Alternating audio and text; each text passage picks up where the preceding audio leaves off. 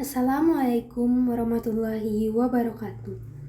Perkenalkan, nama saya Ninda Yuliana Putri dengan NIM 230171112. Di sini saya akan menjelaskan unsur intrinsik dan ekstrinsik novel Kemarau karya A.A. Nafis.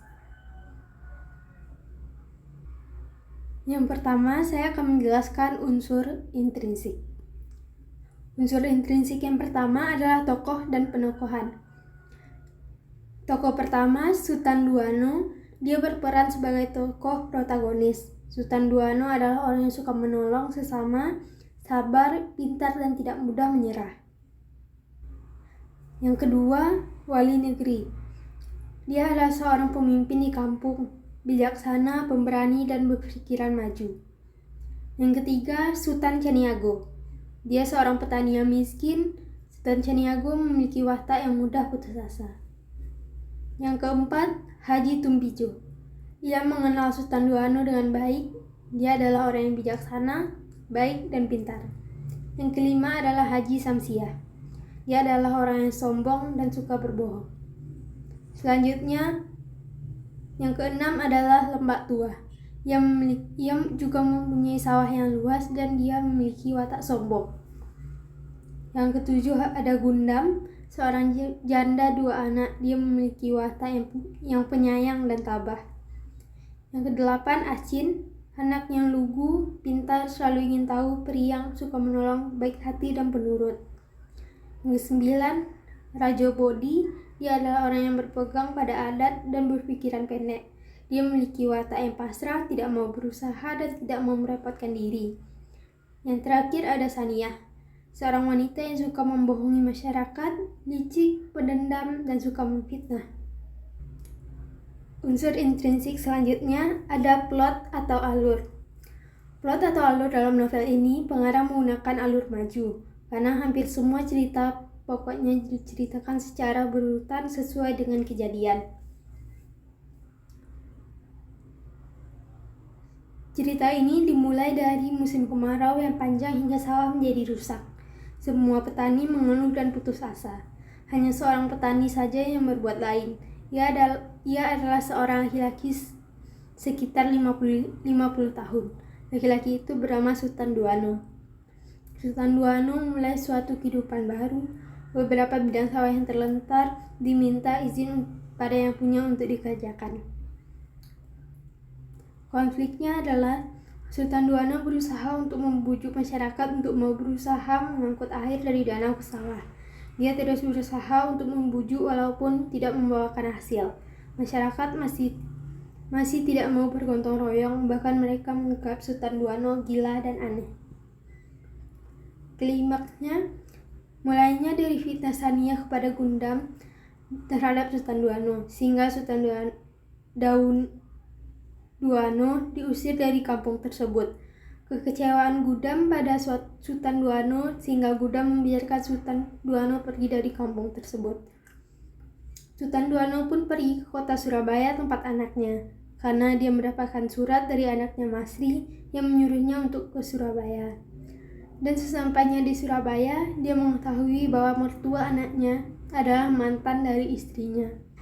Dan dia menyembunyikan bahwa Masri dan Ani mereka menikah bersaudara. Dan Sutan Duano menyuruh ia untuk memberitahu Arni dan Masri, tetapi ia tidak mau memberitahu. Sedangkan Sutan Duano tetap ingin memberitahu Arni dan Masri bahwa mereka bersaudara. Dan terjadilah pertengkaran antara Sutan Duano dan ia. Ia memukul kepala Sutan Duano bertubi-tubi sehingga Sutan Duano ambruk dan terjatuh ke lantai. Dan datanglah Masri yang menghalangi. Setelah ia memukul Sutan Duano, dia tersadar apa yang dia lakukan terhadap Sutan Duano. Dan dia menceritakan pada Arni kalau mereka bersaudara.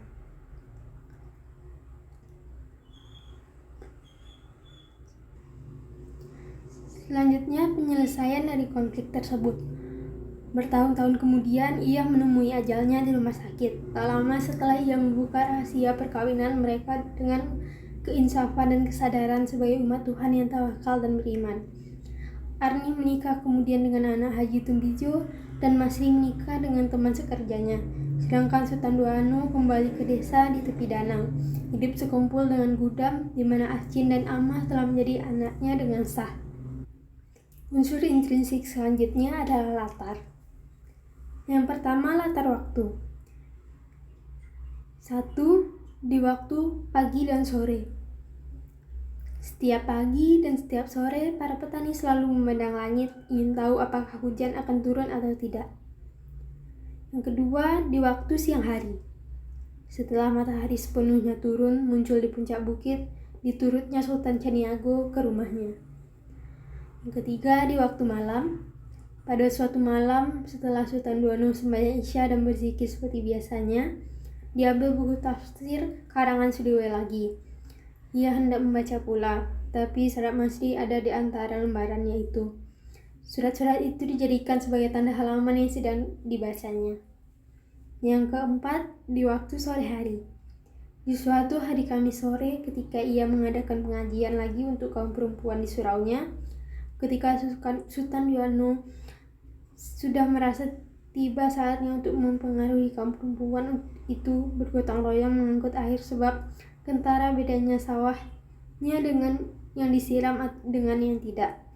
Dicobanya lah mempengaruhi perempuan itu dengan kebijakannya berbicara. Yang kelima, menjelang senja. Matahari hampir mencapai puncak bukit di seberang danau. Selanjutnya adalah latar tempat. Yang pertama, di sawah. Acin ingin punya jala. Acin ingin jadi kusir kalau sudah besar. Ais. Katanya seraya melompat menunjukkan kuda. Nyiru itu ditaruhnya di atas burger hidup yang dipepat. Aku ingin jadi kusir, katanya pada dirinya. Teriaknya seraya melompat-lompat seperti kuda dan tangannya seolah memegang les. Dari pematang ke pematang, ia berbuat seperti itu. Tiba-tiba ia terpeleset hingga jatuh ke dalam sawah. Kuda terpeleset masuk ke sawah, katanya. Yang kedua, di danau. Sultan Duano merapatkan pelukannya. Dilayangkan lagi pandangannya ke bukit seberang danau. Ia tahu mata Acin yang bening sedang mencangkau matanya. Yang ketiga, di jalan. Gundam duduk bersimpul di dekat pintu depan hingga ia melihat ke jalan raya. Jalan raya lenggang selenggang seperti kemarin dan kemarin dulunya. Yang keempat, di rumah. Pelan-pelan ia pergi ke pintu antara ruang tamu dan ruang makan. Di situ ia bersandar pada ambangnya. Yang kelima, di surau. Lama Sultan Duano duduk bersandar ke dinding suraunya tanpa bergerak sedikit pun. Bahkan setelah lama Sultan Caniago pergi, ia masih menerangi loteng suraunya dari atas pembaringnya. Selanjutnya, latar suasana. Yang pertama, suasana gugup. Acin banyak dapat badar, Mak, kata anak itu menghilangkan gugupnya. Yang kedua, suasana senang. Acin ingin belajar sopir. Kalau Acin sudah bisa, akan Acin bawa bapak kemana pergi. Tut, brr, katanya seraya berlari berputar-putar dengan tangannya seperti orang memegang setir. Yang ketiga, suasana marah dan sedih. Bapak orang jahat, bapak naik lewat jendela, Acin benci bapak. Yang keempat, suasana sedih. Anakku, kata Sultan Duano dengan sedih dan patah semangat jiwanya. Yang kelima, suasana takut. Kemana akan ku cari lagi Masri? Kataku ketakutan. Yang keenam, suasana tegang. Engkau jangan main-main pula denganku, Mangkuto, kata pendekar Sultan, salah seorang keluarga Sania yang juga hadir di situ. Unsur intrinsik selanjutnya adalah sudut pandang. Sudut pandang yang digunakan pada novel ini adalah sudut pandang orang ketiga. Gudam duduk bersimpul di dekat pintu depan hingga ia melihat ke jalan raya. Jalan raya lengang selenggang seperti kemarin dan kemarin dulunya. Hanya bila pasar, jalan itu ramai hingga lewat lohor. Selanjutnya, unsur intrinsik gaya bahasa. Gaya bahasa yang digunakan dalam novel ini pada umumnya segar dan menarik.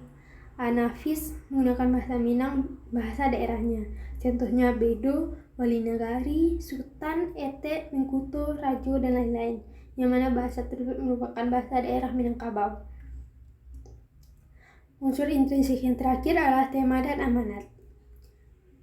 Tema dalam novel Kemarau karangan A.A. Nafis adalah usaha seseorang untuk mengubah pola pikir agar lebih berpikiran maju dan berkeinginan untuk meningkatkan taraf hidup menjadi lebih baik.